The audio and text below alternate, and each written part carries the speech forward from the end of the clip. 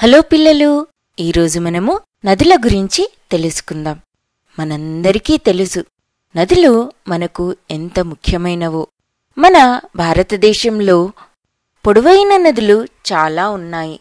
ఉదాహరణకు గంగా, బ్రహ్మపుత్ర, కావేరి, గోదావరి, కృష్ణ మొదలైనవి. ఈ పెద్ద నదులను మీరు చూసే ఉంటారు. తెలంగాణ మరియు ఆంధ్రప్రదేశ్లో ఉన్న ఈ గోదావరి నది మన భారతదేశంలోని పెద్ద నదులలో ఒకటి. ప్రజలు ఈ నదిలో స్నానం చేయడము మరియు బోట్లలో ప్రయాణం చేయడాన్ని బాగా ఆనందిస్తారు. ఈ నది ఒడ్డున చాలా గుడులు మరియు నగరాలు ఉన్నాయి. ఈ గోదావరి నది బ్రహ్మగిరి కొండల నుండి మొదలవుతుంది. ఈ బ్రహ్మగిరి కొండలు మహారాష్ట్రలోని నాసిక్ జిల్లాలో త్ర్యంబకేశ్వరంలో ఉన్న పశ్చిమ కనుమలలో ఉన్నాయి. ఈ నది తెలంగాణ రాష్ట్రంలోకి ఆదిలాబాద్ జిల్లాలో ఉన్న బాసర్ నుండి ప్రవేశిస్తుంది. ఇది తెలంగాణ రాష్ట్రానికి ప్రవేశించడానికి 1465 కిలోమీటర్లు ప్రయాణం చేస్తుంది. చాలామంది ప్రజలకు ఈ నది జీవనాధారము. చాలామంది ఈ నదిలో చేపలు పట్టుకుంటూ వాళ్ల జీవితాన్ని గడిపేస్తారు. వాళ్ళు ఈ చేపలను పట్టడానికి పడవలను ఉపయోగిస్తారు. వీళ్ళు చేపలే కాక ఎండ్రకాయలు మరియు పీతలను కూడా వలలు వేసి పట్టుకుంటారు. ఈ చేపలు పట్టే పని ఉందే చాలా కష్టమైనది. చాలామంది జనాలు ఈ చేపలు పట్టడానికి సాంప్రదాయబద్ధమైన పడవలు కానీ లేదా మోటార్ బోట్లను కానీ ఉపయోగిస్తారు. ఈ నది ఒడ్డున అందమైన పర్యాటక ప్రదేశాలు చాలా ఉన్నాయి. ఉదాహరణకు గోదావరి నది ఒడ్డున పాపికొండలు. అది చాలా అందమైన ప్రదేశము. చాలామంది ప్రజలు ఈ పర్యాటక ప్రదేశాల వల్ల చాలా డబ్బును సంపాదించుకుంటారు. ఉదాహరణకు వాళ్ళు ఈ పర్యాటక ప్రదేశంలో ఉన్న స్థలాల గురించి చూడ్డానికి వస్తారే, వాళ్ళందరికీ అన్ని రకాలైన సౌకర్యాలను కలుగచేస్తూ డబ్బును సంపాదించుకుంటారు. ఉదాహరణకు పర్యటనకు వచ్చిన జనాలకు వీళ్ళంతా భోజనాన్ని మరియు బట్టలు ఇంకా రకరకాలైన సేవలు అందిస్తూ డబ్బును సంపాదిస్తారు.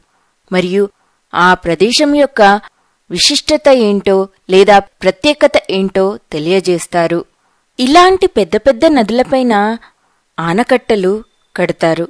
ఎందుకంటే ఈ ఆనకట్టలు కట్టడం వల్ల మనకు తాగే నీరు మరియు ఆ నగరానికి విద్యుత్తు లభిస్తుంది.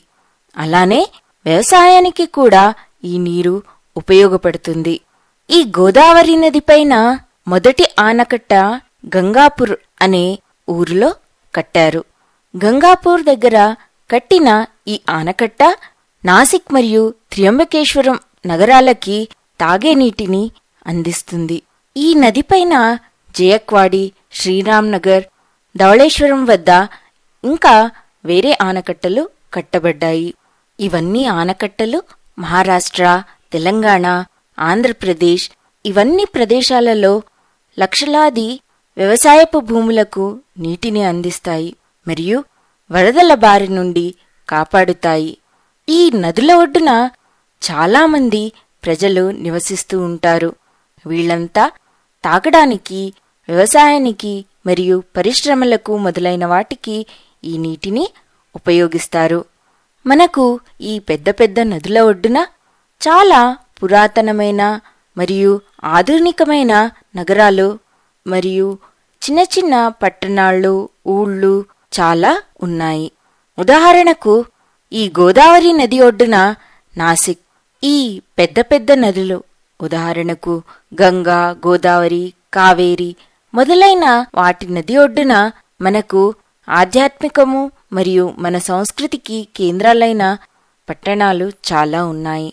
ఉదాహరణకు నాసిక్లో కుంభమేళా జరుగుతుంది మరియు త్ర్యంబకేశ్వరము మనకున్న శివుడి 12 జ్యోతిర్లింగాలలో అది ఒకటి.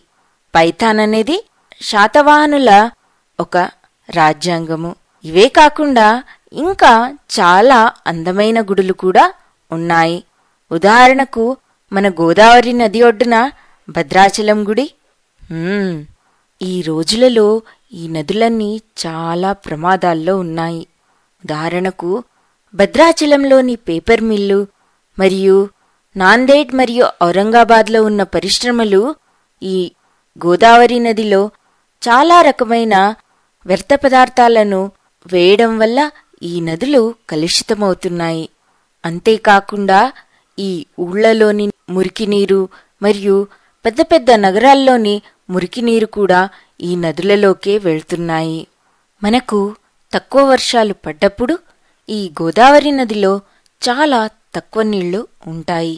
ఇలాంటి సమయాల్లో రైతులకు పంటలకు నీళ్లు సరిపోకపోవడం వల్ల, వ్యవసాయము బాగా జరగకపోవడం వల్ల వారికి చాలా నష్టాలు వస్తాయి.